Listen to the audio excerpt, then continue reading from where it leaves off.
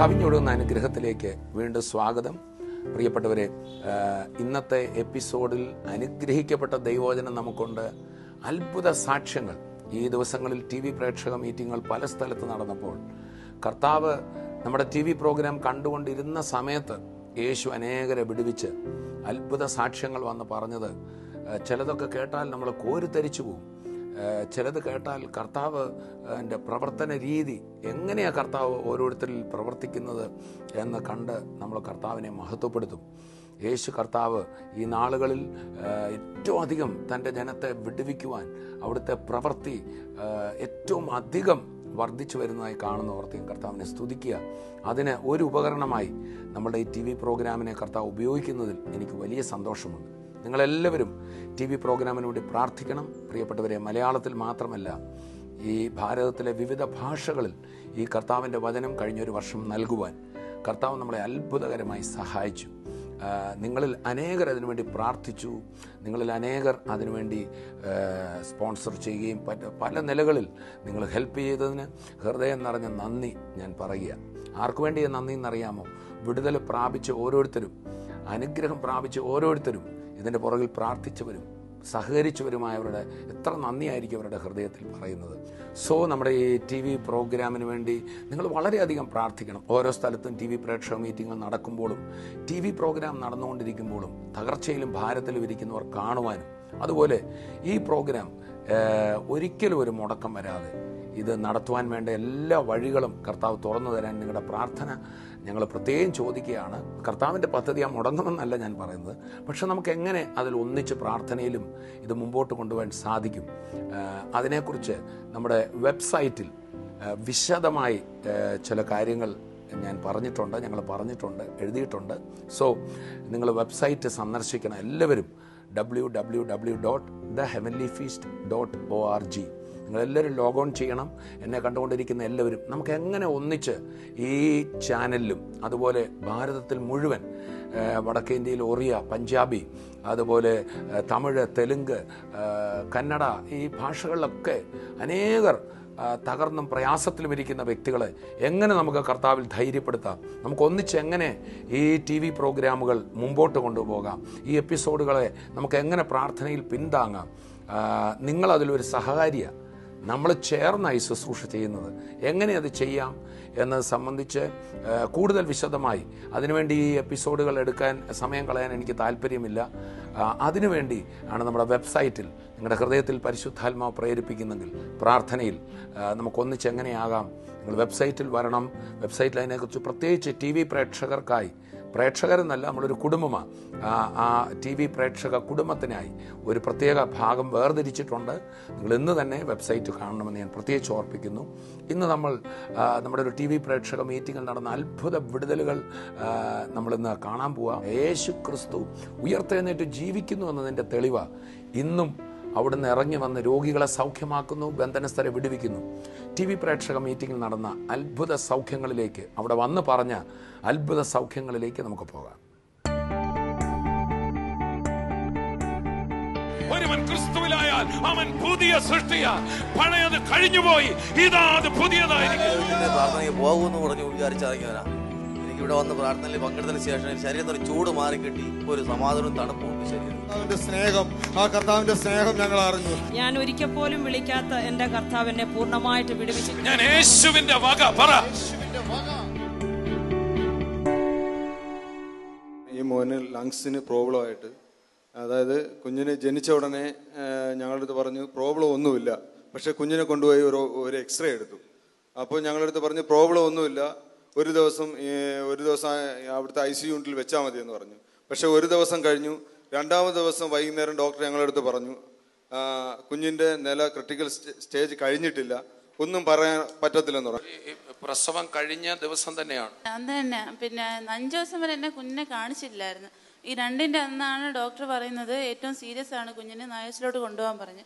അങ്ങനെ അവിടെ ചെന്ന് ശ്വാസം മുട്ടല്ല, ലങ്സ് മെച്ചുറായിട്ടില്ലായിരുന്നു കുഞ്ഞിന്.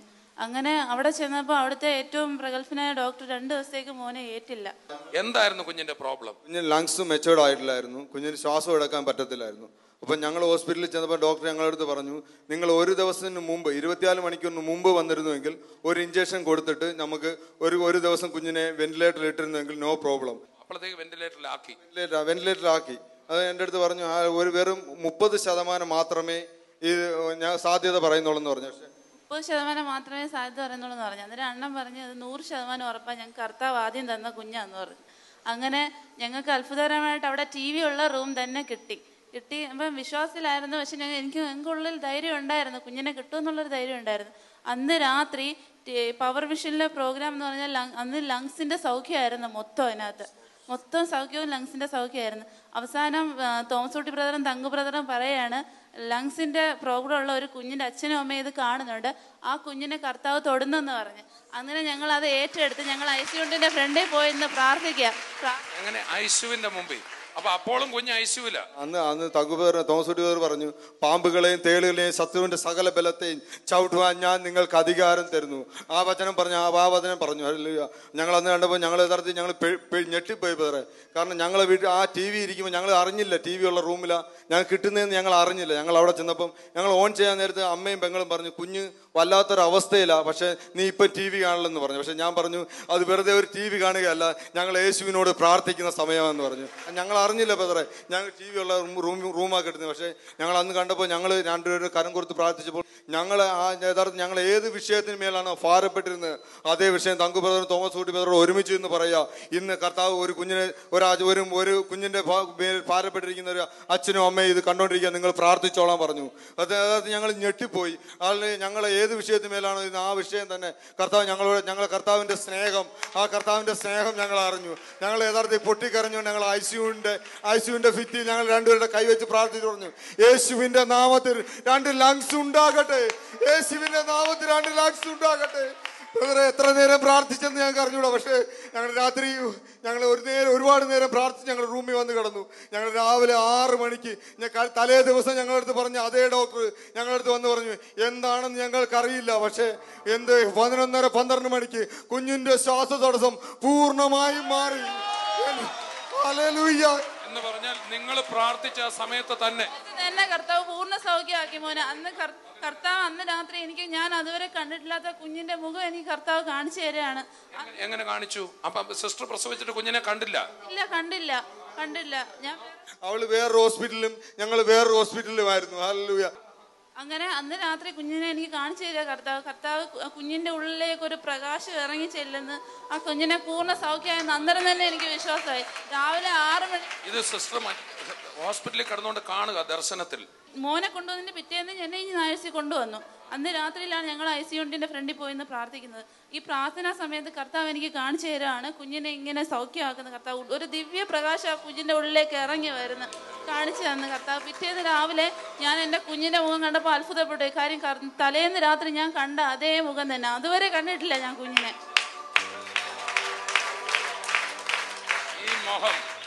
ഈ മുഖം കർത്താവ് ഈ സഹോദരിക്ക് കാണിച്ചു കൊടുത്തു. അതിനർത്ഥം ഈ ലോകത്തിലെ ഓരോ വ്യക്തികളെ എൻ്റെ കർത്താവ് മെടഞ്ഞുണ്ടാക്കും. ഹല്ലേലൂയ. എൻ്റെ അടുത്ത് പറഞ്ഞു 30% മാത്രമേ ഉള്ളൂ. പക്ഷേ അന്ന് എനിക്കറിയാൻ വയ്യ. ഞാൻ പറഞ്ഞു, ഇല്ല, എൻ്റെ കർത്താവ് 100%ആണെങ്കിൽ എൻ്റെ കുഞ്ഞും 100%ആണെന്ന് പറഞ്ഞു. ഡോക്ടറോട് പറഞ്ഞു. എൻ്റെ പെങ്ങളും അളിയനും എൻ്റെ അടുത്ത് ചോദിച്ചു, നീ എന്തിനാ പറഞ്ഞ? ഞാൻ പറഞ്ഞു, ഞാൻ എൻ്റെ വിശ്വാസമാണ് പറഞ്ഞത്. ഞാൻ പറഞ്ഞു, ഹല്ലേലൂയ. ബ്രദർ അറിയാം, തിരുവല്ല ക്രൂസൈഡ് വെള്ളത്തിന്റെ മുട്ടൊപ്പം വെള്ളത്തിൽ നിന്നുകൊണ്ട് ആരാധിച്ചൊരു ക്രൂസൈഡാ. അന്ന് ഞാൻ ആദ്യമായിട്ട് ഇവളുമായിട്ട് പോയി. അതിനുശേഷം ഞങ്ങൾക്ക് കർത്താവ് തന്ന സമ്മാനമായത്. ഹല്ലേലൂയ. പക്ഷെ ഒരു കാര്യം ഞാൻ പറഞ്ഞു, എൻ്റെ കർത്താവ് 30% തരുന്നവനല്ല. എൻ്റെ കർത്താവ് 100%ആണെങ്കിൽ എൻ്റെ യേശു തന്നത് 100%ആണെന്ന് പറഞ്ഞു. ഹല്ലേലൂയ. ഒരു സാധ്യതയും ഇല്ലെന്ന് പറഞ്ഞ അതേ ഡോക്ടർ തന്നെ പിറ്റേന്ന് ഞങ്ങളുടെ അടുത്ത് വന്ന് പറഞ്ഞു, എന്താണെന്ന് അറിഞ്ഞില്ല, കുഞ്ഞിന് പൂർണ്ണമായും ശ്വാസതടസ്സം മാറി. 11:30-12 മണിക്ക് ഞങ്ങൾ അതേ പ്രാർത്ഥിച്ച അതേ സമയത്ത് തന്നെ ബ്രദറെ, ഞങ്ങൾ ഒരുപാട് നാളുകൊണ്ട് TV പ്രോഗ്രാം കാണുന്നുണ്ടായിരുന്നു. പക്ഷെ ഇന്ന് വരെ അങ്ങനെ ഒരു പ്രാർത്ഥന അതിനുശേഷവും കണ്ടിട്ടില്ല, ഇന്നും കണ്ടിട്ടില്ല. തക്ക സമയത്ത് ഹല്ലേലൂയ, തക്ക സമയത്ത് കർത്താവ് ഹല്ലേലൂയ ഞങ്ങളെ വിടുവിച്ചു. ഹല്ലേലൂയ. അത് കഴിഞ്ഞ് 12 മണിയായപ്പം കുഞ്ഞിനെ വെന്റിലേറ്ററിൽ നിന്ന് മാറ്റി. രാവിലെ 6 മണിക്ക് ഞങ്ങളെ കാണിക്കുന്നതിന് മുമ്പ് ഓക്സിജൻ ട്യൂബ് മാറ്റി. അവൻ്റെ ഒരു കുഴപ്പവുമില്ല. അവന് ഒരു മരുന്ന് പിന്നെ ഡിസ്ചാർജ് ചെയ്ത് പോയപ്പോഴും ഒരു മരുന്നും ഡോക്ടർ തന്നില്ല. മൾട്ടിവിറ്റാമിൻ ഡോസ് മാത്രമേ ഉള്ളായിരുന്നു. മോളെയും അത്ഭുത സാക്ഷിയാണ്. മോളെ 6 മാസമായപ്പോൾ അബോർട്ട് ചെയ്യണമെന്ന് ഡോക്ടർ പറഞ്ഞതാ. പ്രസവം റിസ്ക് ആയിരിക്കും, ഫ്ലൂയിഡ് കുറവാ, അതുകൊണ്ട് അബോർഷൻ ചെയ്യണമെന്ന് പറഞ്ഞു. അങ്ങനെ അന്നേരം പിന്നെ അബോർഷൻ ചെയ്യാൻ ഞങ്ങൾ റെഡിയായി. പക്ഷേ വീട്ടിലങ്ങ് ഭയങ്കര ബഹളമായിരുന്നു. ഞങ്ങൾ പ്രാർത്ഥിച്ചിട്ട് പിറ്റേന്ന് ചെന്ന് സ്കാൻ ചെയ്ത് നോക്കിയപ്പോൾ ഉണ്ട് ഫ്ലൂയിഡ് എക്സസ് ആണ്. കുഞ്ഞിന്റെ അവയവങ്ങൾക്കൊന്നും ഒരു കുഴപ്പവുമില്ല. നേരത്തെ സ്കാനിങ് റിപ്പോർട്ട് ഫ്ലൂയിഡ് ഇല്ലായിരുന്നു. അടുത്ത സ്കാനിങ് ഒരാഴ്ച കഴിഞ്ഞ് ഞങ്ങൾ പ്രാർത്ഥിച്ചു. അവിടെ ചെന്ന് യഥാർത്ഥത്തിൽ തോമസ് കുട്ടി പറയുന്നുണ്ട്, നിന്റെ കയ്യാല അത്ഭുതം കർത്താവ് ഹല്ലേലൂയ അന്ന് കാൽവരിയിൽ ചെയ്ത് അതടുത്ത് നിന്റെ കയ്യാല കർത്താവ്. അത് തന്നെ ഞങ്ങൾക്ക് പറയാനുള്ള. തങ്കു ബ്രദറും തോമസ് കുട്ടി ബ്രദറും ഒക്കെ ഫെസിലിറ്റേറ്റ് ചെയ്യുന്നേ ഉള്ളൂ. ഞങ്ങൾ ഫെസിലിറ്റേറ്റ്സാ എന്ന് പറഞ്ഞാൽ എല്ലാവർക്കും കർത്താവ് അധികാരം കൊടുത്തിരിക്കുക. വിശ്വസിക്കുന്ന ഏത് വ്യക്തി കൈവച്ചാലും അത്ഭുതമാണ്. അത് ഈ ബ്രദർ ഏറ്റെടുത്തു. അപ്പൊ ആദ്യത്തെ സ്കാനിങ്ങിൽ പറഞ്ഞു ഫ്ലൂയിഡ് ഇല്ലെന്ന് പറഞ്ഞു. രണ്ടാമത്തെ സ്കാനിങ്ങിൽ പറഞ്ഞു ലെവലിൽ നിന്ന് അധികമായി നിൽക്കുന്നു, സാധാരണ വേണ്ടതിൽ നിന്ന് അധികമായി നിൽക്കുന്നു. പ്രാർത്ഥന കഴിഞ്ഞ് നോക്കുമ്പോൾ ഫ്ലൂയിഡ് അധികമായി നിൽക്കുന്നു. ആ കുഞ്ഞിനെ പൂർണ്ണ ആരോഗ്യത്തോടെ കർത്താവ് ഇവർക്ക് കൊടുത്തു. ഈ 2 കുഞ്ഞുങ്ങളെയും കുടുംബത്തെ നോക്കി എല്ലാവരും കാര്യം അടിച്ചൊന്ന് കർത്താവിനെ ഒന്ന്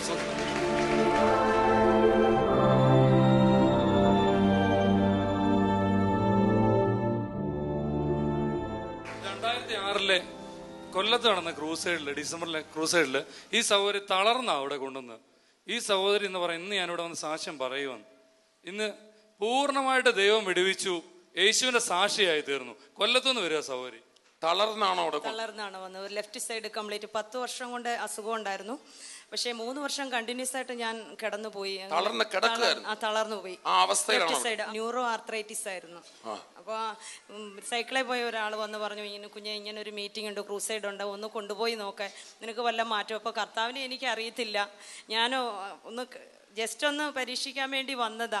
പക്ഷേ ആ മൂന്നാമത്തെ ദിവസം കർത്താവിനെ തൊട്ട് സൗഖ്യമാക്കി. 2-3 ദിവസം എൻ്റെ കൺമുമ്പിൽ ചിലത് കണ്ടപ്പോൾ ഞാനൊന്ന് വിശ്വസിച്ചു, ഇതൊരു സത്യമുണ്ട്. അപ്പം ഞാൻ എൻ്റെ ഹൃദയത്തിലെ ഡ്രസ്സ് എന്നെ ചെയ്യിച്ചുകൊണ്ടിരുന്നപ്പോൾ ഞാൻ പറഞ്ഞു, ദൈവമേ നീ ജീവിക്കുന്ന ദൈവമാണെങ്കിൽ എനിക്ക് എൻ്റെ ജീവിതത്തിൽ ഒരു വിടുതൽ തന്നാൽ എൻ്റെ ശേഷിക്കുന്ന ജീവിതം ഞാൻ നിനക്കായി തന്നുകൊള്ളാം എന്ന് പറഞ്ഞു. ഞാൻ ഒരിക്കൽ പോലും വിളിക്കാത്ത എൻ്റെ കർത്താവ് എന്നെ പൂർണ്ണമായിട്ട് വിടുവിച്ചു. ഞാൻ പറഞ്ഞു, ദൈവമേ നീ എന്നെ വിടുവിച്ചില്ലെങ്കിൽ ആത്മഹത്യ അല്ലാതെ എനിക്ക് വേറെ മാർഗമില്ല. അപ്പം ഇങ്ങനെ ഞാൻ ഹൃദയത്തിലാണ് പറഞ്ഞത്. അപ്പം തങ്കു ബ്രദറും തോമസ് കുട്ടി ബ്രദറും അപ്പം സ്റ്റേജിൽ നിന്ന് പറയുന്നു, ആർത്രൈറ്റിസ് മൂലം ഭാരപ്പെട്ട് ആത്മഹത്യ ചെയ്യുമെന്ന് തീരുമാനിച്ച് ഉറച്ച് ഇന്നിവിടെ ഒരു വ്യക്തി കടന്നു വന്നിട്ടുണ്ട്. ഇന്ന് കർത്താവ് ആ വ്യക്തിയെ തൊട്ട് സൗഖ്യമാക്കുന്നെന്ന് പറഞ്ഞ നിമിഷം ഞാൻ എക്സൈറ്റഡ് ആയിപ്പോയി. കാരണം ഇത് ഞാനാണല്ലോ പറഞ്ഞത്. അപ്പം ഞാൻ എൻ്റെ വിടുതലാണല്ലോ എന്ന് കരുതി അപ്പം ഹൃദയം കർത്താവിൻ്റെ കരങ്ങളിൽ കൊടുത്ത്, ഈ കൈ പൊക്കാൻ വയ്യെങ്കിലും ഞാൻ ഒരു കാലുകൊണ്ട് മറ്റേ കാല് ചവിട്ടി പിടിച്ച് ഈ കൈ ഇങ്ങനെ പൊക്കി പിടിച്ചു. മറിഞ്ഞു വീഴാൻ പോയെങ്കിലും പ്രാർത്ഥിച്ച സമയത്ത് ഒരു 10 ഫാൻ കറങ്ങുമ്പോൾ ആ കാറ്റ് നമ്മളെ എങ്ങനെ ഫീൽ ചെയ്യും, അതുപോലൊരു മഞ്ഞുമല എൻ്റെ ദേഹത്തേക്ക് ഇങ്ങനെ ചൂഴ്ന്ന് ഇറങ്ങുന്നതും കണ്ണടച്ചുകൊണ്ട് നിൽക്കുമ്പോൾ ഒരു അഗ്നിഗോളം എൻ്റെ ശിരസ് ഭേദിച്ച് എൻ്റെ ഹൃദയത്തിലോട്ട് വന്ന് കയറി ഞാൻ മറിഞ്ഞു വീണുപോയി. പക്ഷെ മറിഞ്ഞു വീണ് കഴിഞ്ഞപ്പോൾ ഞാൻ അറിയുന്നത് എൻ്റെ ഇത് ഒരു പേൻ പോലും ഇരിക്കത്തില്ല. ലെഫ്റ്റ് സൈഡിൽ ഒരു പേനൊന്നും ഇരിക്കത്തില്ല, കാരണം സർക്കുലേഷൻ എല്ലാം നിന്ന് പോയി. ഇരിക്കത്തില്ല, കണ്ണിന്റെ കാഴ്ച പോയി. അതുപോലെ തന്നെ ഈ മുടിയെല്ലാം എനിക്ക് കർത്താവ് തന്നതാ. കൺപീലി, പിരിയം, അതുപോലെ തന്നെ എനിക്ക് ഒരുപാട് അസുഖം ഉണ്ടായിരുന്നു. എന്തൊക്കെ അസുഖം ഉണ്ടായിരുന്നു എനിക്ക് അറിയത്തില്ല.